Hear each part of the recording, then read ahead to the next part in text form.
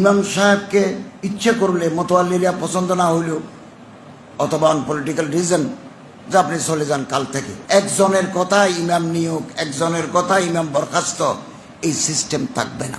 সব জায়গায় একই পে স্কেল কার্যকর করতে হবে, এরকম একটা ডিক্লারেশন, একটা প্রজ্ঞাপন আমরা করব। এবং আমি আমার মন্ত্রণালয়ে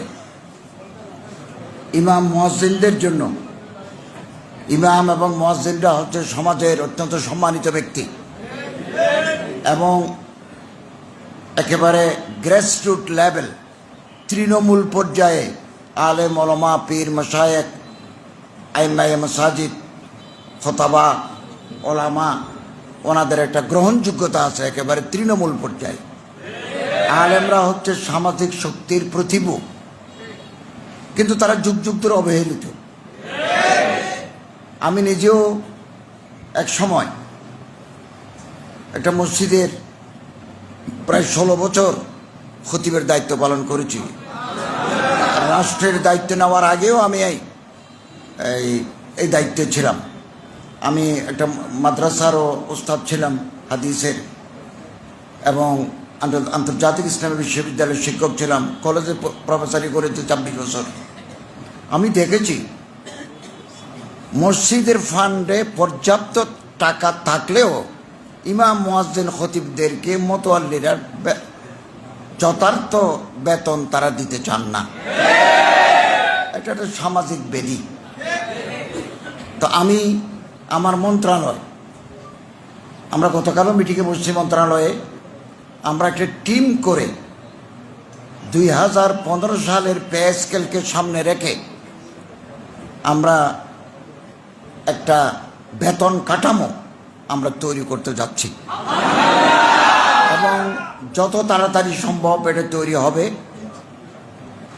সম্মানিত উপদেষ্টাদের সাথে পরামর্শ করে আমাদের চিফ অ্যাডভাইজার মহোদয়ের সম্মতি নিয়ে আমরা এটা গ্যাজেট আকারে প্রকাশ করব এবং আমরা ওখানে প্রস্তাব রেখেছি, মসজিদের যদি আর্থিক সঙ্গতি থাকে তাহলে ইমাম মুয়াজ্জিন খতিবদের জন্য আবাসনেরও ব্যবস্থা করতে হবে এবং 2টা ফেস্টিভ্যাল বোনাস, উৎসব বোনাস যাতে তারা পায় সে ব্যবস্থা করতে হবে।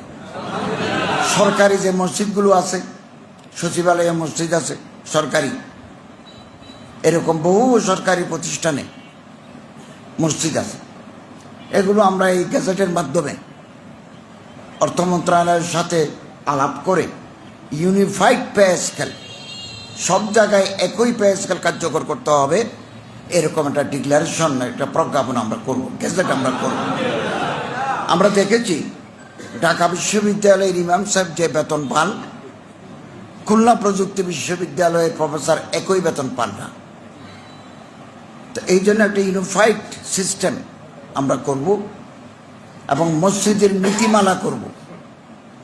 প্রতিটি জিনিসের যেটা নীতিমালা, বিধিমালা দরকার, আমরা একটা বিধিমালা করব এবং ইমাম সাহেবকে ইচ্ছে করলে মোতোয়াল্লিরা পছন্দ না হইলেও অথবা অন পলিটিক্যাল রিজন যে আপনি চলে যান কাল থেকে, চাকরির একটা নিশ্চয়তা থাকা দরকার, নিশ্চয়তা। এবং এই জন্য আমরা জেলা প্রশাসক মহোদয় অথবা ইউনো মহোদয়ের মাধ্যমে একটা কমিটি করে ওই ইমাম সাহেব, খতিব সাহেব, মুয়াজ্জিন সাহেবের বিরুদ্ধে যদি কোনো অভিযোগ থাকে, এই অভিযোগ খতিয়ে দেখা হবে, তদন্ত কমিটি গঠন করা হবে, আত্মপক্ষ সমর্থনের সুযোগ দেওয়া হবে, তারপরে কমিটিতে সিদ্ধান্ত নেবেন। একজনের কথা ইমাম নিয়োগ, একজনের কথা ইমাম বরখাস্ত, এই সিস্টেম থাকবে না। কারো পছন্দ অপছন্দের নয়, কমিটি উইল ডিসাইড, সিদ্ধান্ত নেবেন ওনারা রাখবেন কিনা।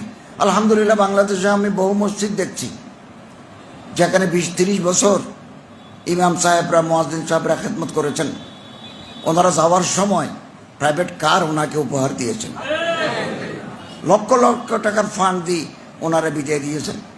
এটা ঐতিহ্য থাকা দরকার। ইমাম, মুয়াজ্জিন, আলেম, ওলামা, পীর মাশায়েখদের যদি দাম না থাকে, আমাদের দাম থাকার কথা নয়। এবং এই যে বাংলাদেশের সমাজ, এই সমাজকে ইসলামের আলোকে আলোকিত করার পিছনে যাদের অবদান আছে তারা হচ্ছেন আলেম এবং ওলামারা, পীর মাশায়েখরা।